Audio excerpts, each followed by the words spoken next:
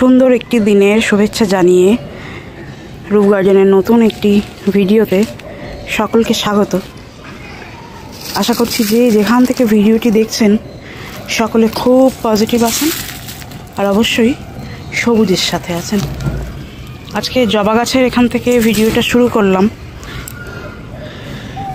এখন তো রোদ্দুরের প্রচণ্ড তাপ, তো আজকে দেখুন সকালে মর্নিংয়ে ভাসিয়ে জল দিয়ে গেছি। পার্টিকুলার এই জবা গাছটাই একদম শুকিয়ে গেছে। যখন জল দিয়েছিলাম তখন তলা থেকে ভাসিয়ে জল দিয়েছিলাম। এই যে জলের তারতম্যটা ঘটলো, এই যে জবা গাছটি এতটা নেতিয়ে গেল, কালকে দেখব ম্যাক্সিমাম পাতা সব হলুদ হয়ে ঝরে পড়েছে। তো এখন এই ধরনের ব্যাপারগুলো হবে, এগুলো একদম স্বাভাবিক, যেহেতু জলের টান পড়েছে তো গাছের পাতা তো ফেলে দেবেই। আর আজকে শেয়ার করব গোলাপ গাছের কিছু ভুলভ্রান্তি নিয়ে। কী ভুলভ্রান্তি করলে গোলাপ গাছের জন্য ঠিক হবে না, গোলাপ গাছের পরিচর্যার ক্ষেত্রে ভুল হবে, সেগুলো নিয়ে আজকে আলোচনা করব। জবা গাছে একটি কমন রোগ দেখাই, এই দেখুন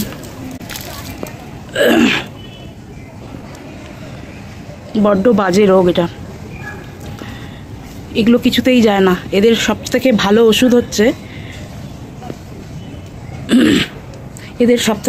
ওষুধ হচ্ছে ফ্রিজের ঠান্ডা জল, তাহলেই এরা কন্ট্রোলে থাকে, আদারওয়াইজ নয়। তো চলুন গোলাপ গাছ সম্পর্কে আলোচনা করি। কি ভুল করলে গোলাপ গাছের পক্ষে ক্ষতিকর সেসব নিয়ে আজকে আলোচনা করব। জবা গাছটি কিন্তু এই মুহূর্তে ট্রেসে চলে গেছে, সেই কারণে একে ট্রেস থেকে উদ্ধার করার জন্য একে দেব ম্যাগনেসিয়াম সালফেট। চলুন দেখি। আমার এটি 2 লিটারের বোতলকে আমি 1 লিটারের মতন কেটে নিয়েছি আমার সুবিধার জন্য, যাতে গাছের গোড়ায় জল দিতে আমার সুবিধা হয়। এবার নেব ম্যাগনেসিয়াম সালফেট, প্রায় 2 গ্রামের মতন নিলাম, কারণ এটি বেশ একটি বড় গাছ, সেই কারণে। আর এখানে প্রথমে অল্প জলে এটাকে ভালো করে গুলে নেব। গুলতে বেশিক্ষণ সময় লাগে না,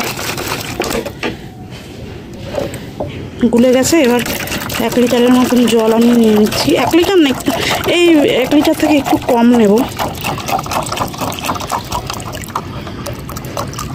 এই জলটি কিন্তু গাছের গোড়ায় অ্যাপ্লিকেশন করব। সব থেকে বেটার হতো যদি গাছটাকে ভালো করে স্নান করিয়ে দিতে পারতাম এটা দিয়ে। দেখুন কিভাবে জলটা টেনে নিচ্ছে।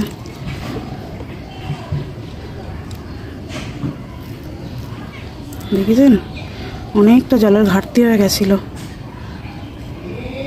আজকে প্রচণ্ড ব্যস্ততায় ছিলাম, সেই কারণে গাছের ছাদে আসার সময়ই পাইনি, সেই কারণে গাছটি ট্রেসে চলে গেল। এখন প্রায় সব গোলাপ গাছেই কুড়িতে চলে এসছে, কিন্তু কুড়িগুলো রাখা যাবে না। আমি আগেও একটি ভিডিওতে বলেছিলাম সব কুড়ি কেটে দেওয়ার জন্য, কারণ র্যাপিড গ্রোথ হবে কুড়ি কেটে দিলেই। তা নইলে কিন্তু ফুল ফোটাতে যদি এনার্জি বেশি লস করে ফেলে এই গাছগুলি এখন, তাহলে কিন্তু গ্রোথ থমকে যাবে, গ্রোথে বাধা হবে। সেই কারণে কুড়ি কেটে দেওয়া ভীষণ আবশ্যিক। ওদিকেও কাটা গাছের কুড়ি আছে, এটা ইনগ্রিড ভ্যারাইটি। এই দেখুন কুড়িতে কালার চলে এসছে, তো এই অবস্থায় কেটে দেব। এইখানেও এটা গ্রেট স্কট, এটা সুইট অ্যাভেলেঞ্চ অথবা পিচ অ্যাভেলেঞ্চ, যতদূর সম্ভব পিচ অ্যাভেলেঞ্চ। এরকম আরও কুড়ি এসছে যেগুলো কেটে দেবো। এটার আইডি যতদূর সম্ভব নামটা ভুলে যাচ্ছি, তোগুলো কুড়ি। এইখানেও এটিতে কালার চলে এসছে। এটা টোপাজ, একটি ব্যাসালও বেরিয়েছে, এই যে এই ব্যাসালটি বেরিয়েছে টোপাজের। এই কুড়িটা একটু ম্যাচিওর হোক তারপরে কাটবো। এটাও অ্যাভেলেঞ্চেরই একটি গাছ। এই দেখুন কত ছোট্ট একটি ডালে কুড়ি এসছে, এটাও ভেঙে নেব। এদিকে এটা সদাবাহার, কুড়ি এসছে, কালার এসছে, এবং এই কুড়িগুলো এই যে এইখানে অনেকগুলো ব্রাঞ্চে কুড়ি আছে, এগুলো আর কদিন পরে কাটবো। এটিও একটি গাছ, এর আইডি হলো, আইডিটা মেমোরিয়াম, এটা শেখরপুর থেকে আনা, এটি লাল বড় ভ্যারাইটিটি। গোলাপ গাছের কিছু ভুল আমি করেছি, সেগুলো একটু শেয়ার করি। এই কারণেই ভুলটা শেয়ার করব, যাতে এই ভিডিওটি দেখে আর কারোর ভুল না হয় এবং সে গোলাপ গাছ লাগানোর আগে একটু ভাবনা চিন্তা করে হাতে সময় নিয়ে লাগাবে, প্রতিস্থাপন করবে। প্রথমে বলি, গোলাপ গাছ লাগানোর ক্ষেত্রে সবচেয়ে বড় যে ব্যাপারটা, প্রথমত এনে ছাদে কদিন রেখে দিতে হবে, যাতে আমাদের ছাদের ওয়েদারের সাথে গোলাপ গাছটা একটু অ্যাডজাস্ট হয়ে যায়। দ্বিতীয়ত হচ্ছে, প্রথমে কোন ধরনের পটে লাগাবো। আমি যেটা ভুল করেছি, আমি গোলাপ গাছ যখন আমি বসাতেই পারতাম না, গাছ কিভাবে বসাতে হয় সেই ধারণাই আমার ছিল না। আমাকে যিনি গাছ দিতেন, আমার বাড়ির সামনে আসতেন উনি, তো উনি এসে আমাদের গাছ দিয়ে যেতেন, উনি বসিয়ে দিয়ে যেতেন যেমন তেমনভাবে, একটা ছোট বড় মানে বিভিন্ন রকম সাইজের মধ্যে বসিয়েছে, হয়তো বেঁচে গেছে। কিছু মানুষের হাতের গুণও তো থাকে, আমি তো ধরবো তার হাতের গুণেই হয়তো গাছগুলি বেঁচেছে, ঠিকঠাক ফুল দিয়েছে। কিন্তু আমি যখন নিজে বসালাম, মানে প্রতিস্থাপন করলাম, তখন দেখলাম গোলাপ গাছ সবচেয়ে ভালো ধরে সেটা হচ্ছে ছোট জায়গায়। একটি 5 ইঞ্চি 4 ইঞ্চি 5 ইঞ্চির যে গ্রো ব্যাগে আমরা গোলাপ গাছ কিনে আনি, সেটা কিনে নিয়ে সবার প্রথমে উচিত মাটির টব সিলেক্ট করা এবং ছোট টব 6 ইঞ্চি 5 ইঞ্চি 6 ইঞ্চির টবে অন্তত 3টে মাস রুট ট্রিটমেন্ট করে সেই গাছটাকে গ্রো করা। তাহলেই গাছটার রুট ট্রিটমেন্ট যদি ঠিকঠাক হয়, 1 মাস 1.5 মাস যদি রুট ট্রিটমেন্ট করে তার রুট বিস্তারিত করে তারপরে যদি বড় পটে দেওয়া হয়, সব থেকে ভালো। বড় পটে বলতে আমরা যদি 6 ইঞ্চিতে প্রতিস্থাপন করি, তারপরে 8 ইঞ্চিতে, তারপরে 10 ইঞ্চিতে, তো এইভাবেই স্টেপ বাই স্টেপ এগোনো উচিত। আর অবশ্যই মাটির টব। আমি যে ভুলটা করেছি সেটা হচ্ছে, প্রথমত এটা একটি হোয়াইট রোজ ফ্লাওয়ার ট্রি, এটা একটা সাদা গোলাপের গাছ, এটি প্রচুর আমায় ফুল দিয়েছে। এই গাছটি ছিল মাটির টবে। তো গত সেপ্টেম্বর নাগাদ আমার মনে হলো যেন রুটটা ভরে গেছে মাটির টবে, সত্যি সত্যি ভরেছিল। এবং হাতের সামনে কোনো রকম মাটির টব না থাকায় আমি খুব তাড়াহুড়ার মধ্যে এই বড় বালতিটার মধ্যে একে শিফট করিয়ে দিই। খুব ভালো ড্রেনেজ সিস্টেম, জল এতটুকু হোল্ড করে না, কিন্তু তবুও এটা কিন্তু ভালোভাবে গ্রোথ হয়নি। এই সাদা গাছটির ওপর আরেকটি ভিডিও আমার ছিল, এটি ডাবল গ্রাফটিংয়ের গাছ, কারণ এর গোড়া থেকে ব্যাসল ছাড়ছিল, যে গ্রাফটিংটা মাটির তলায় ছিল। তো সেটাকে উদ্ধার করেছি, গ্রাফটিংটাকে খুব ভালোভাবে। তারপরেও 2-3টে ব্যাসল ছেড়েছে, ফুলও দিয়েছে বেশ ভালো। কিন্তু কখনোই প্লাস্টিকের পটে মাটির মিডিয়া সিলেকশন করা ঠিক না, এটা চরম ভুল। কারণ প্লাস্টিকের টব বা প্লাস্টিকের পট, বালতি যাই হোক না কেন, মাটির থেকে জল কিন্তু কখনোই শোষণ করে না।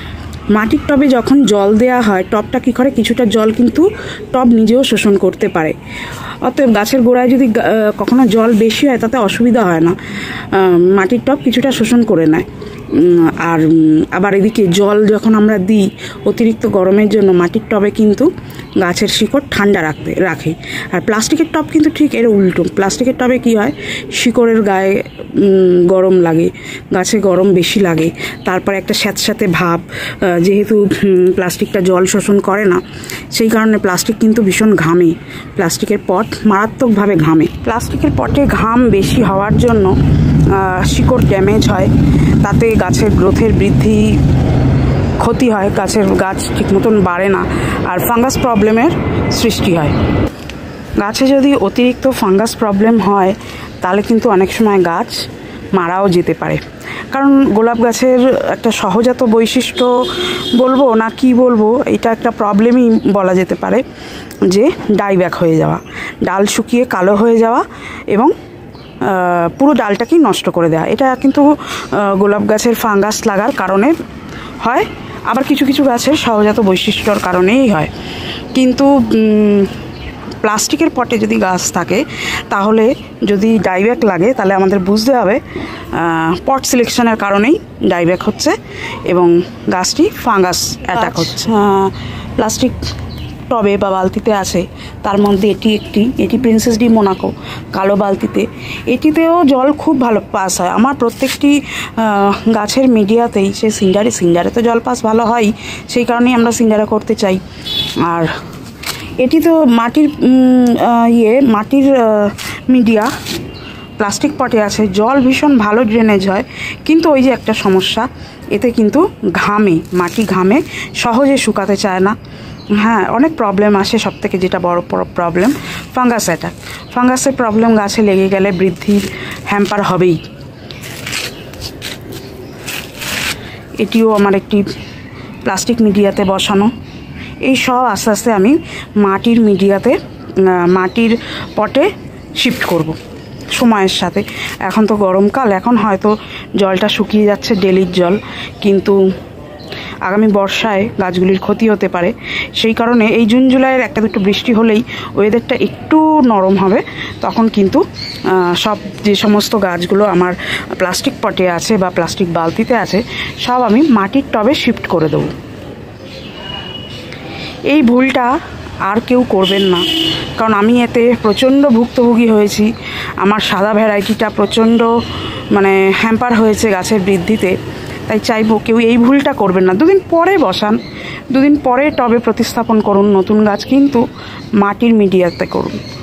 অন্তত গোলাপ গাছ, জবা গাছ, বেলফুল গাছ প্লাস্টিক পটে আপনি যেমন তেমন করে রাখবেন, সেরমভাবেই তারা সাড়া দেবে। কিন্তু গোলাপ গাছ একটু শৌখিনতা আছে গোলাপের মধ্যে, সেই কারণে একটু মাটির মিডিয়া সিলেকশন করবেন, মাটির পট সিলেক্ট করবেন প্রতিস্থাপনের সময়। এই গাছগুলি দেখুন বেশ ভুসি হচ্ছে, এগুলো কিন্তু সব মাটির পটে। এবং যখন